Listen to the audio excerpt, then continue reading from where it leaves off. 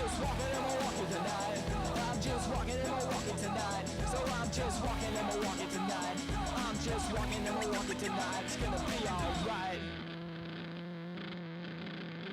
And you guys are locked in to the Super Dave Stories podcast, episode number 6. Guys, we got so much to talk about today. If you guys didn't know, I made my rounds, so to speak, in this small community that we call commentary.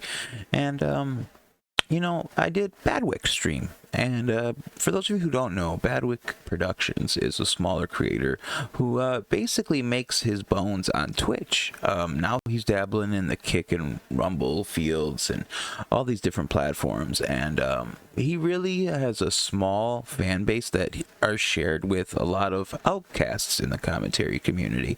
A lot of people that have been looked down upon by the mainstream commentary folk.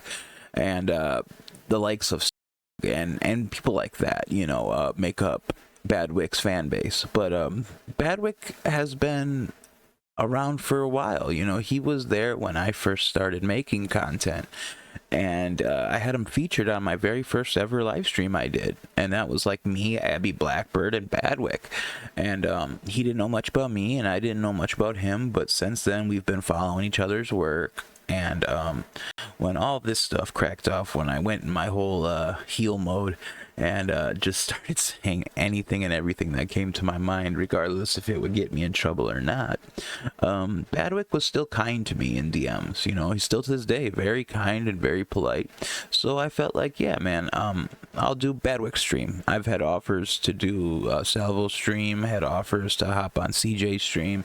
The offers just kept coming in, but I really, even though I was acting like a clown, I didn't want to be treated as a clown, and I didn't think Badwick was gonna do that. So I did the Badwick stream, and it was something.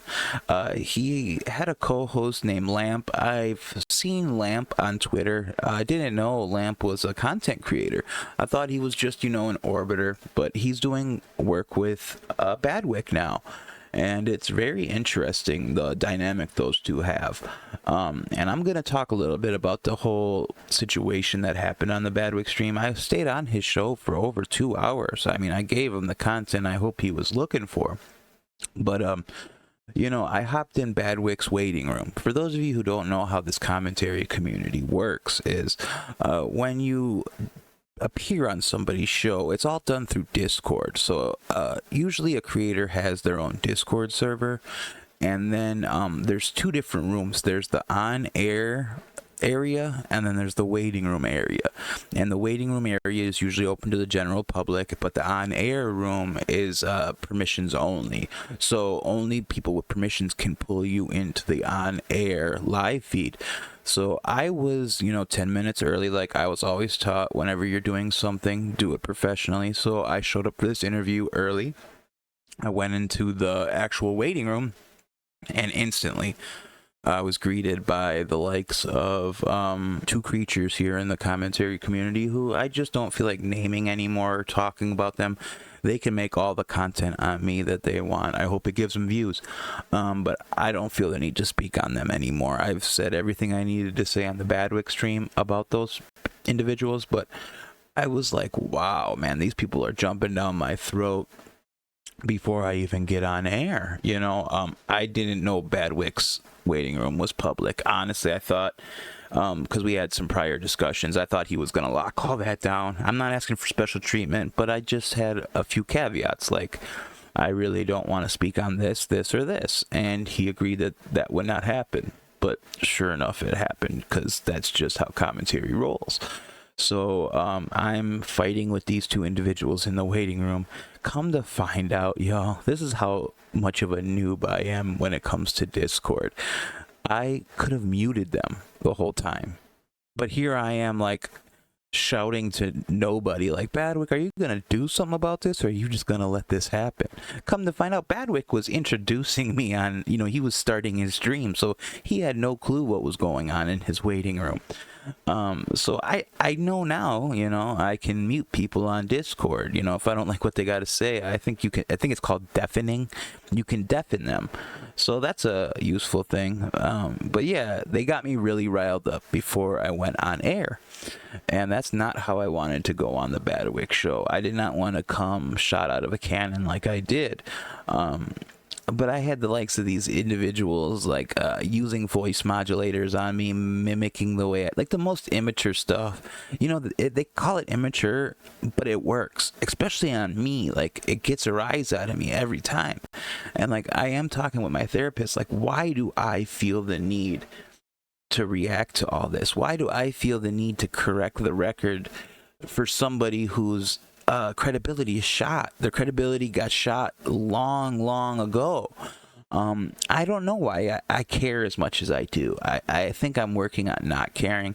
I honestly think I care more about my stalker more than I care about these two individuals. I think I care more about what that guy thinks than I do about everybody else. So I come on the Badwick stream shot out of a cannon, and you guys got to hear this. This is how I appeared. You know, this is how I was introduced on the Badwick stream. Let's watch this for a second, guys. Milltown, you're in the call live on the show. Thank you, bro. Hey, can you just tell me, I just want to be calm real quick. Your fucking waiting room is full of a bunch of idiots, bro. They're Like, all serious. people that want to talk to you, Milltown. Fair point. I did do a good job of riling this community up. This community did take me under their wing, and I had a lot of support. And I literally set that support on fire. Is it for the best or the worst yet? I don't know. To be determined at this point. But fair point there, Badwick. They did want to talk to me, and they got their chance. I just wish I could have deafened them. I wish I knew how to do that at the time. Yeah, and that's okay. But when you come at me and you start this Slug kid, I'm not going to speak on Slug. That is a legal issue at this point, Badwick. Seriously. Okay. I'm not speaking on Mr. Hill or any of his actions. Okay. None of them. Okay. We'll bring that up. As far as Leah goes, Leah is just she's dumb. Okay, and she can come in here and say she wants to make fun of me. That just shows she has no life. These people. And I still stand on that to this very moment. Anybody who really feels the need to laugh at somebody, that's on you guys. I'm not saying it's right or wrong, because I do it too. You know, the whole gist of this whole 2-hour conversation is people just cannot believe.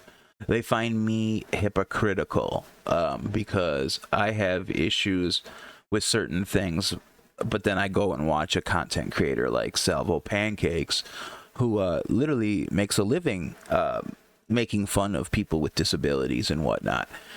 And I'm going to be real with you guys. I didn't take that into consideration, that people are going to associate me with who I watch, you know. So there was a lot to that. Guys, this is a 2-hour long interview, and it's not really embarrassing for me. I think the Peepaw interview was far more embarrassing. So give it a watch, guys. Give this Gospel a Lamp guy a few views. He's got 111 subscribers, so he's on his way up there. So this was an interesting time, and I was 100% honest throughout this whole entire interview. If you guys want to get to know who I am as a person and my views on the commentary community and where I see myself going, check this interview out. It's, you know, it's just about 100 views right now, so it's going somewhere slowly. I don't know. Badwick did a really good job, and I appreciate Badwick sticking to his guns and not allowing on the air. And I know I said I wasn't going to mention the kid's name, but, you know, I already did by playing the clip. So he was not allowed on air at all during that interview, and I think that pissed him off to the point where he threw a temper tantrum. He threw a little bitch fit, and after I got off the call, he could not get on the air fast enough to just spew his stupidity, and that's all I'm gonna say about it. Yeah, I don't want to be associated with people like him. I'm not gonna go back and forth with people like him. This is going to be like my last time speaking on him. I'm really proud of Badwick for this. You know, Badwick knew I was controversial, and Badwick knew there was some views there. This had I think he had 200 live viewers watching this on Kick of all places. So I mean, this was very popular. This was must-see TV for the commentary community, and I'm proud of that. I don't, like I said, guys, I don't care if I'm the good guy or the bad guy. I care about numbers, and I care about being able to get my emotions out there. My emotions are not always right. I'm not a perfect human being. I've said this till I'm blue in the face. I am me, and with me being me, there is some hypocrisy that comes with that. I can only be me. I don't know how else to say that. I'm trying with all my might to actually give in to change and be a better person, but change doesn't come overnight. I do have hatred in my heart towards a lot of people, and I wish I didn't. But that's just me, this guy Shadow Humor got in that call on Badwick's stream, and I guess he just hates me because I'm me. I don't know why. He really picked up the mantle for Huggy Bear, who is the commentary community charity case. From what I understand, this kid Huggy Bear is very odd. I never took the time to get to know him personally. This is back when I actually had people who would do the light work for me. I felt like a big timer because I had people who were willing to pre-interview this guy, and I was told there was nothing of relevance to this Huggy Bear kid and that he goes with the wind. And that has been proven to be true. So I wish Huggy all the luck in the world. He can spew that he's an upcoming content creator, off the mountaintops, but it doesn't make it true. The same goes with that KHuck. After I got on that Badwick call, she couldn't wait to get on that call to blame me for Eli not wanting to do her stream. Let's just be real here, KHuck. I don't give a fuck who you are. You aren't me. I will say your name as much as I want to because I have that right. You are a content creator.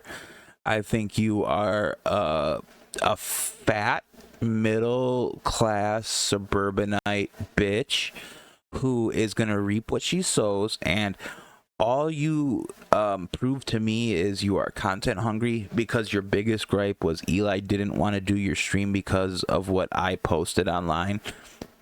Dude, she didn't want to do your stream because your stream sucks. Notice she did one on her own channel. Yeah, she left you hanging. That was intentional, I'm sure. But I'm sure she sent you sweet lovey-dovey text messages, but you don't know how that whole crew works. I've been saying this for weeks now. But KHuck, you're getting worked. And I don't find you entertaining. I find your voice repugnant. I mean, literally, your voice is the most annoying thing I've ever had to listen to. I'd rather listen to Rosie O'Donnell than listen to you, and that's really saying something for me. I think you, like me, have a long way to go with your interviewing. I think your content leaves something to be desired. And your tough guy shtick doesn't work with me. I find Maggot to be more entertaining than you will ever be. I think Maggot could seriously do her show with a mop. Like, I could do Valid Opinions with a mop, and it would be more entertaining than just you being on the show. So like I was saying about that whole situation is a lot of people from the community came out for that Badwick stream. I mean, Xylee was there. I mean, there were so many lurkers. Like I said, over 200 viewers live for this thing. So you guys can say I'm irrelevant all you want. I'm just the guy that everybody loves to hate right now. And I'm choosing to kind of lean into it. And we're going to see how this plays out. Either you're going to hate me or you're going to love me. But one thing you will not hear anybody say is that Dave is fake. Because I will give it to you in the nude. I will give it to you in the buff. And that's just how I am these days. I have nothing to lose anymore. These fake friendships mean diddly squat to me. Seriously. Really, I have so much to get off my chest. And I think to myself, is it even worth it to mention these people like Maggot and KHuck? Do I really feel like I have to mention them? No, I wanted to mention KHuck because I found her fake bravado to be hilarious. I mean, literally, hashish has already handled you in the funniest way possible. And it's like, dude, once these creators get a little taste of hashish, they go running for the fucking hills.